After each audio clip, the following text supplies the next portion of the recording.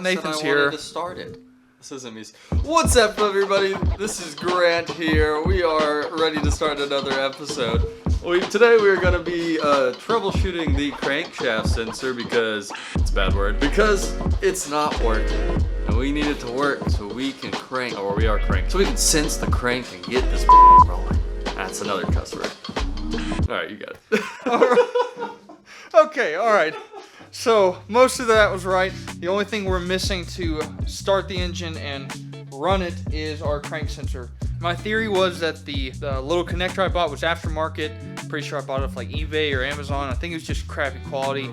Reliable sources. So we're just hardwire it in. I've got two crank sensors. I'm not getting my money back on either one of them. So we're just gonna chop up one of them, put it pin to pin. So we're gonna do a couple of troubleshooting things first. We're gonna take a hold on the intercooler piping and all that good stuff because we don't need any of that to actually run the engine. So I'm gonna get Nathan a schematic. So I've been asking for years. I'm pretty sure it's over there in that box. I don't know if anybody else can see that, but that is all wire. In the box, on the box, where? It might be in this box. Hold on. So we're gonna find schematics, start troubleshooting. Nathan's counting the pins to prove us wrong. They both have 37. I don't know what you want. So first, we're gonna make sure that the harnesses are pinned correctly. So, like I said, first thing we're gonna do is ohm out each end, make sure that they're in the correct pins. And then from there, if they are, good news, and we'll move on from there. I want everyone to document this moment. Nathan just ripped his jeans on my car. They're my jeans. They're my jeans on my car. You know how many articles of clothing that I've ripped in this car? Yes. At least one. Zero. That's a lot. Zero. So currently this is the ordeal. We've got everything hooked back up, megasquirt's hooked up, and right now we are just trying to see if we can get a crank signal. Wish us luck. Wait. Yeah, we should probably plug that in. Don't put that in the video. We didn't hook up the crank sensor yet. So now, we've got everything installed. I don't know what I'm doing with my arms. It's fine. Flip the switch, Kronk. The first switch. Oh. That is what I like to hear. But we are connected. We're plugged in. Press the button. Press the button. All right. Yep.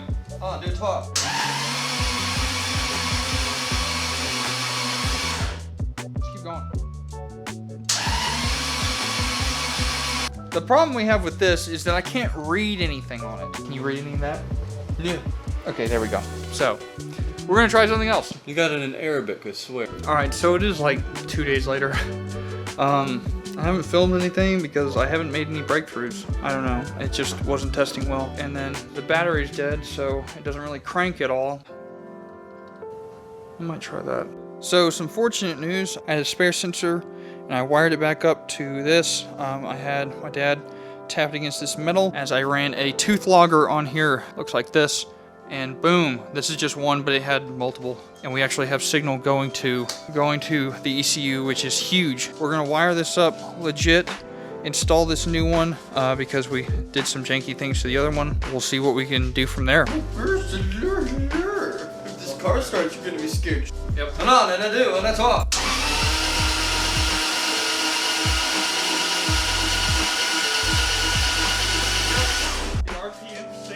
We have the RPM synced, which is a miracle. We're getting good signal. We are having a cam fault, which I don't understand why we're getting that in startup.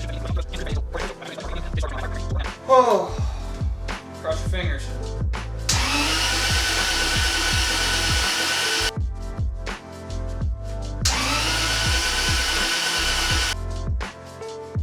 America! So the conclusion we came up with yesterday is that we need one of these, which is a timing light. We get our timing set and hopefully get this thing cranked over so I can post this video and say that we started it. If not, it's gonna be a sad video. So I have checked the advanced timing number, the timing light. We've inputted that in the ECU. Now the only other thing that can be incorrect is the number 1 tooth angle, which is between 0 and 270 degrees. I've seen a lot of people around 150 to 200, so I'll start kind of in that area, but then it's gonna be start at 0 and go up by increments of 30 and see what we can figure out. We're about to just start at 150. 150, 175, and 200 should start between those. If it doesn't, then we'll start at 0 and start going up.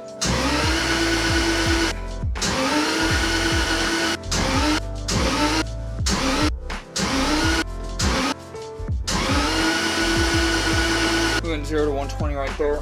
Oh, I'll let you know if we have any progress.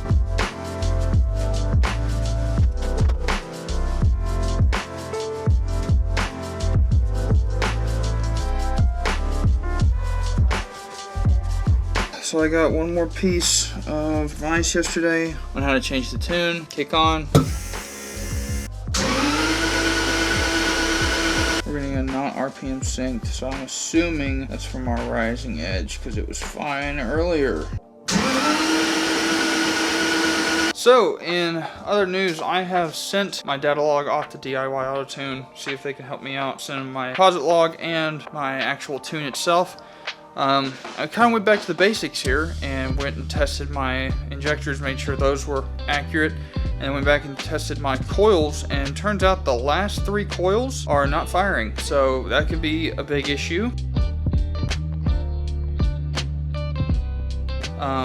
I don't think it really explains why I'm not hearing any sort of trying to start. I still think that's a timing issue, and hopefully we get some answers back from DIY. So this whole process has been really frustrating. I've been doing this for a week and a half, trying to troubleshoot what the heck's going on, trying to get my crank signal working, which is just a huge weight off my shoulders. I'm very happy that that is up and running and everything. I'm actually able to send DIY things. So hopefully they get back and they're like, hey, you idiot, this setting, or do this, and it works immediately. I really appreciate anybody who's watched up to this point.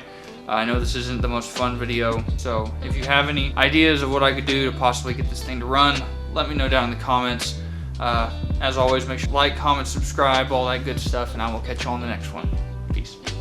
In other random news, Nathan actually has the Miata and won't bring it up here so I can work on it.